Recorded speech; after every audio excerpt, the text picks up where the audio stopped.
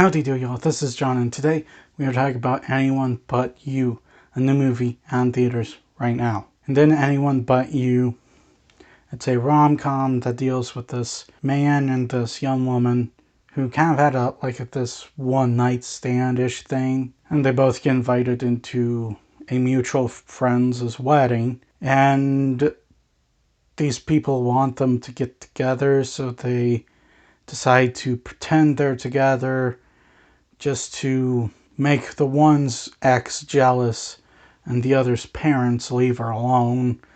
It's kind of weird, and how I'm saying it I know is confusing, but it probably would still be confusing if somebody else said it. Okay, so to get things started, first and foremost, what I liked about the movie, I think that Glenn Powell and Sydney Sweeney in the movie were not bad. Glenn Powell in particular, he was really good. He was very likable as Ben. And him and Sydney Sweeney actually had some pretty decent chemistry together. The back and forth between the two was very well handled by the actors.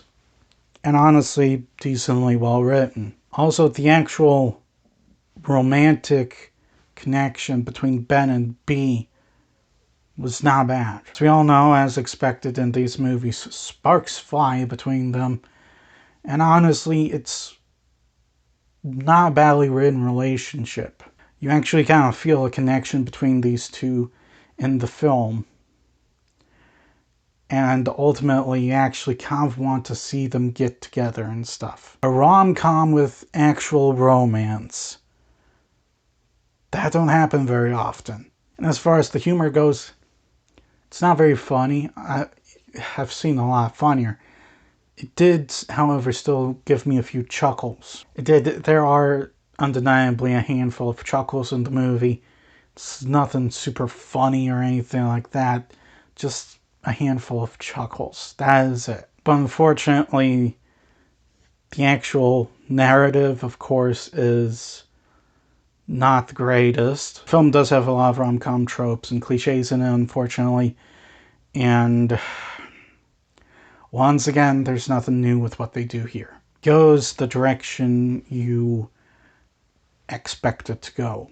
And it is very unfortunate because there are some things actually working for the movie in here. You actually have a likable main couple with good chemistry together, played by actors who also have good chemistry with each other. But you have this narrative that's just run-of-the-mill, like rom-com stuff we've seen before. And it just makes everything unfortunate. Also, the pacing in this movie sucks. Because it sucks, it just keeps going at like this very slow pace. And I really did not like that. This movie definitely should have gone a bit of a faster pace to it. And I already know I talked about the narrative being cliche, but the ending is just stupid. Very stupid. It's very unrealistic, which are again common tropes in rom-coms. And it just bogs everything down. Granted, you're happy about what happens, but how it goes about, you're just rolling your eyes because it's just incredibly stupid. In the end, Anyone But You, in my opinion, it's one of those rom-coms that was almost good. It's almost good. You actually have a likable pair of main characters. They're played by decent actors who have good chemistry with each other. Unfortunately, it's bogged down by your cliche tropes that is in every single rom-com. And that, unfortunately, in my opinion, prevented it from being a good movie. I also have bad pacing and also a really stupid ending. While it got close, it did not grab the cigar. I'm going to give Anyone But You a 4. Well, that's all the time I have for today. Please hit the like button if you enjoyed this video.